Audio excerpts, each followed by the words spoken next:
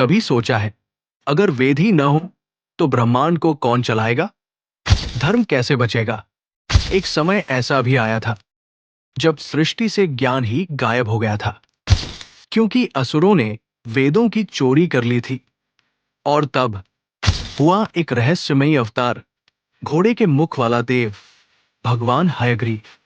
ये कथा तब की है जब ब्रह्मांड में महाप्रलय आया था। जल ही जल, सब कुछ शांत। भगवान विष्णु योग निद्रा में लीन थे और ब्रह्मा भी विश्राम में। उसी समय दो असुर, मधु और कैटब, समुद्र की गहराइयों से प्रकट हुए। इनके पास ज्ञान नहीं था, लेकिन ताकत और छल था। उन्होंने ब्रह्मा के मुख से निकले चारों वेदों को चुरा लिया। ऋग्वेद, यजुर्वेद, सामवेद, अथर्ववेद, सब पाताल में छिपा दिए गए। सृष्टि अज्ञान के अंधकार में डूब गई। बिना वेदों के ब्रह्मा सृष्टि नहीं रच सके। यज्ञ रुक गए, मंत्र मौन हो गए, देवता भ्रम में थे, ऋषि भी निष्क्रिय, मानव धर्म भूलने लगे। एक ऐसी रात थी ये जहां प्रकाश का कोई स्रोत न बचा। देवताओं ने मिलकर भगवान विष्णु से विनती की, प्रभु, वेदों के बिना सृष्टि का क्या होगा? आप ही सृष्टि का ध्रुव है, कृपा कीजिए।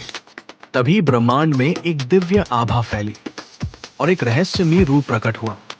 सर्वशक्तिमान, तेजस्वी और घोड़े के मुख से युक्त भगवान हयग्रीव, जिनका मुख घोड़े का और शरीर मानव का था, ज्ञान, बुद्धि और तेज के प्रतीक। हयग्रीव सीधे पाताल लोक पहुंचे, जहां मधु और कैटब वेदों की रक्षा कर रहे थे। हयग्रीव और उन असुरों के बीच भयानक संग्राम हुआ।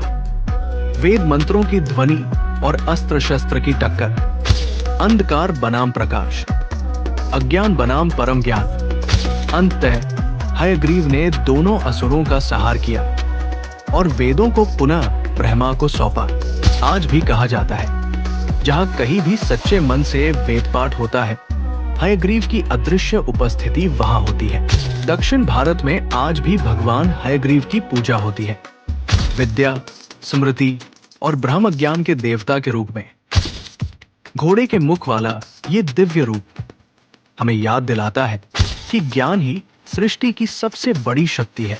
अंधकार चाहे जितना भी गहरा हो, पर ज्ञान का एक प्रकाश पूरे ब्रह्मांड को जगमगा सकता है।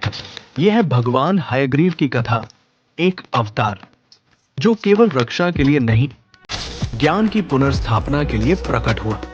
अगर आपको यह कथा रोचक लगी हो तो लाइक करें, कमेंट में हयग्रीवाय नमः लिखें और ऐसे ही गूढ़ रहस्यों के लिए चैनल को सब्सक्राइब करें।